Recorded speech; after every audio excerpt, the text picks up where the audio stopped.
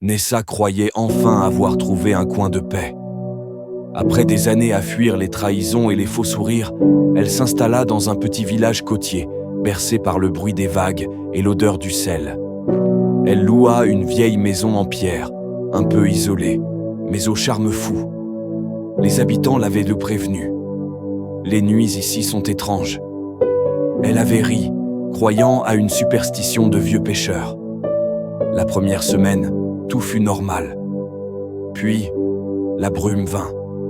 Chaque soir, à la tombée du jour, un voile blanc recouvrait la mer et rampait jusqu'à sa porte. Et dans cette brume, une silhouette se dessinait. C'était un homme. Grand, les traits fins, un regard d'un bleu presque irréel. Ses cheveux semblaient y flotter comme s'ils étaient encore dans l'eau. Il se présenta d'une voix grave et douce. « Je m'appelle Kaélise. » Il ne disait jamais d'où il venait, ni pourquoi il apparaissait seulement à la tombée de la nuit. Mais Nessa sentait qu'il l'observait depuis bien plus longtemps qu'elle ne le connaissait. Les jours passèrent, leur complicité grandit. Il lui parlait de l'océan, comme si chaque vague avait une âme.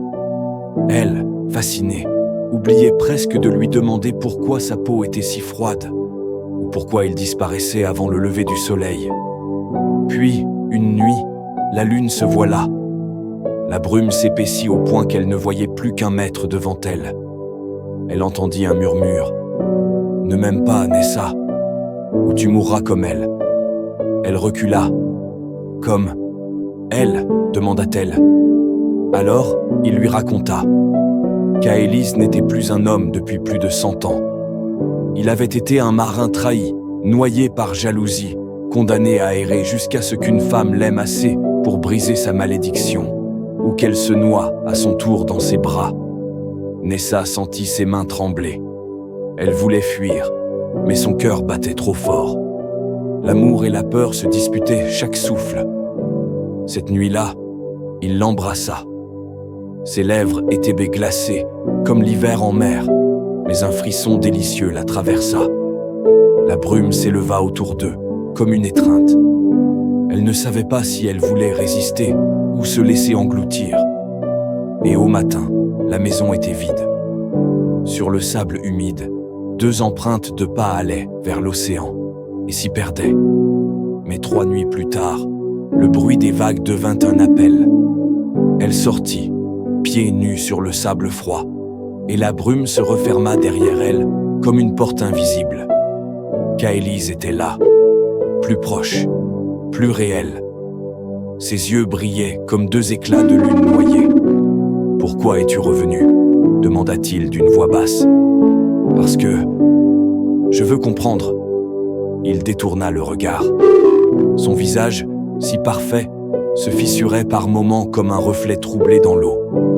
Comprendre, c'est souffrir. Mais si tu insistes, alors il tendit la main. Elle la prit. Un froid glacial lui traversa le bras, mais son cœur s'embrasa. La brume se mit à tourner autour d'eux, et en un instant, le village disparut. Ils étaient sur un vieux navire fantôme, ballotté par une mer noire.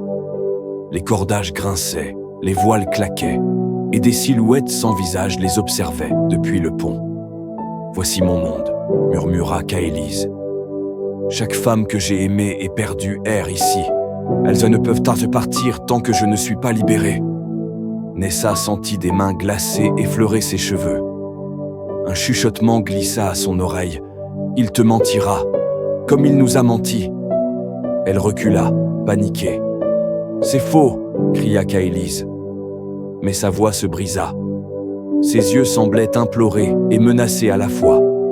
Soudain, la mer se souleva, formant une vague haute comme une montagne. Les silhouettes sans visage avancèrent, leur murmure devenant un cri unique. « Rejoins-nous !» Nessa comprit qu'elle n'avait que 2 choix, plonger dans l'océan et rompre à jamais leur lien. Rester avec lui et partager sa malédiction. Kaélise tendit les bras, la vague s'abattit, et tout devint noir. La lumière revint comme un souffle arraché. Nessa ouvrit les yeux. Sur un ciel gris et un océan parfaitement calme. Elle était allongée sur le sable, ses vêtements trempés collant à sa peau glacée. Le village semblait loin, flou. Et Kaélise, nulle part. Elle crut l'avoir perdue, jusqu'à ce que son reflet dans une flaque d'eau la fige.